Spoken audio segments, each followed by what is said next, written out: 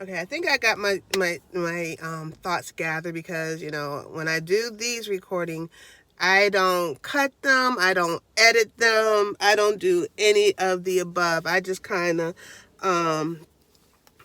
of do it unfiltered, and it is what it is, whatever it is, right? So this week has been a challenge. And one of the things that I I am seeing, and I don't know how I'm going to unlearn this behavior because I am the age that I am. I picked up this habit.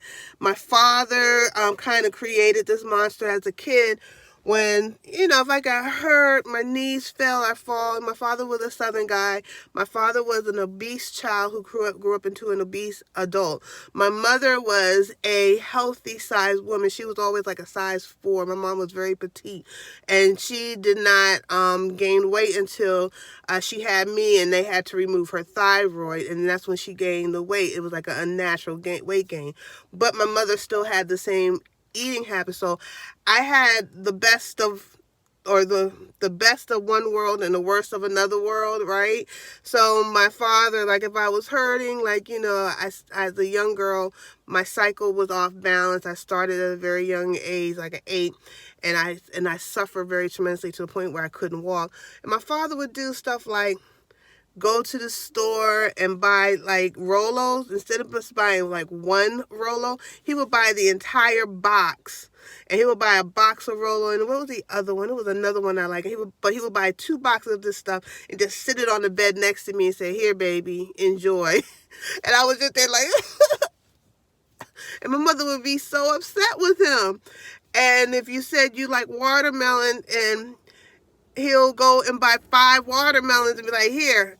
It's like we almost felt obligated. My mom had to always put her foot down when it came to my dad, because my dad grew up not having. So a lot of times people who grow up not having, when they do have, they're excessive with it. So that's how my father was. I loved him for it, but it created some kind of bad habits, because I remember I would go in the cabinet, and my mom had a drawer with all these healthy snacks, which I loved as well because they were good. She would have raisins and fruit roll-ups and all this other stuff that for me. And then my father would have a pantry, and he would have everything from I don't remember, all the Suzy Q's and I don't know, like those little round brown cupcakes with the white swirls. I can't remember all those names because I stopped when I left my parents' house. I no longer ate that stuff, and I became a vegetarian. So I have picked up those habits when I'm emotionally stressed, when I'm upset, and and then also being a victim of sexual abuse. I also have those kind of reactionary behaviors. So triggers. So this week has been a challenge. I was challenging, my daughters. My daughters are my heart, my world, my loves. But there were some major issues that popped off between my 2 girls, and then I was involved. And it triggered me. It triggered me. I was crying, boo-hooing, and I self-sabotage. I did. I self-sabotage. One of my daughters, she's struggling with like opioids. The doctors have put her on all these medications, and it's changing her behavior. So she came to me, and I'm like, "What are you taking? What are you on?" And she's like, "Oh, I took da." And she's like crazy. So it hurts me to see all this. So what did I do? What did I do? The first thing I did was went to comfort food. I went and got me some potato chips. I got some popcorn. So I did a self-sabotage. So this week I'm going to have to do corrective action. I'm going to have to do my meditation, because, this thing with my daughters is going to be a battle that I have to deal with love and patience. And I realize I haven't been very patient, because the challenges that both my girls put me through this week, I was just like, wow. I see the enemy always attack you through your children, especially when he sees that you have things that you're trying to do, you're trying to build, you're trying to help others, you're trying to be better for yourself. So and I allow these things to derail me in the past. That's why I'm still like 20 20 years later, I'm still in America. I've been aspiring to leave this country. Now, I always told myself I would never allow myself to get big, because, I was like, that's why I became a vegetarian. After I had my first child, I lost all the weight with my first kid, and I was very adamant that I wasn't going to follow in my parents' footsteps, because they were like pill poppers too. They were on all kinds of medication, so it was like, I didn't want that for myself. So fast forward, my children are pill poppers, and it is so upsetting to me. And it's not like street drug. This is stuff that the doctors and I always was like, guys, medical apartheid is real. They use you as guinea pigs. Don't fall for it. But what can you do when your kids become adult? So what I have to do, which I'm doing, and I can't do it if I don't get rid of this. This is not cute at all.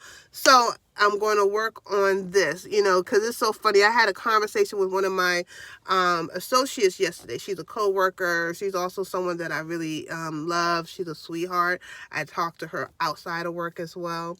I came up to her desk, and she was like, look at you. You looking all beautiful. She was just giving me all my compliments. I was like, oh.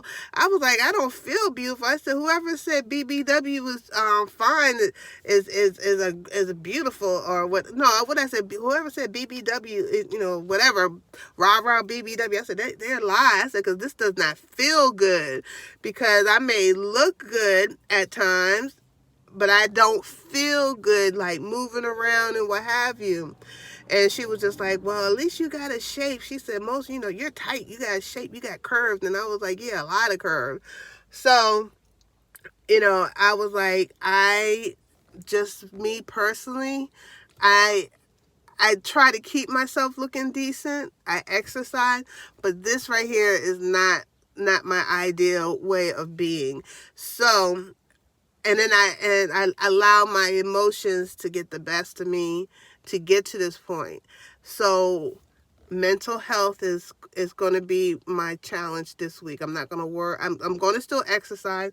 I'm still going to focus on eating properly, but mental health is going to be my focus this week. Meditation. I have a meditation program that I use. I'm going to go to bed with it, wake up with it.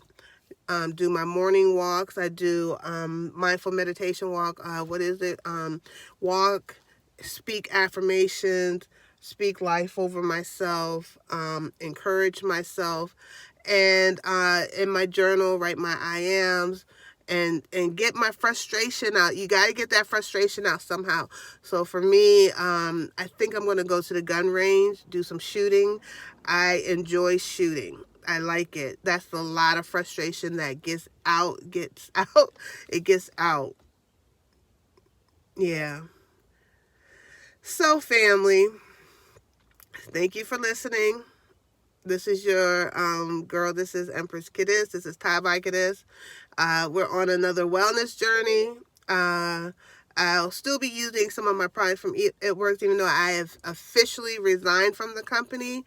I still have my business pay. I still have my business set up. So if you wanted to go on and check out the products, I'll start sharing everything that I'm using. I'm not only using It Works products, I'm also using other herbs. I'm going to do a thing where I show you all the supplements that I take, all the herbs that I take, and get focused. I have to get focused. All right, family, I love you. Please like my page, this video, subscribe to my channel. If you're on a repat journey, check out my other page, Global Green Book. That's all my repatriation story. And I'll see you next week, and you all have a blessed one. Peace.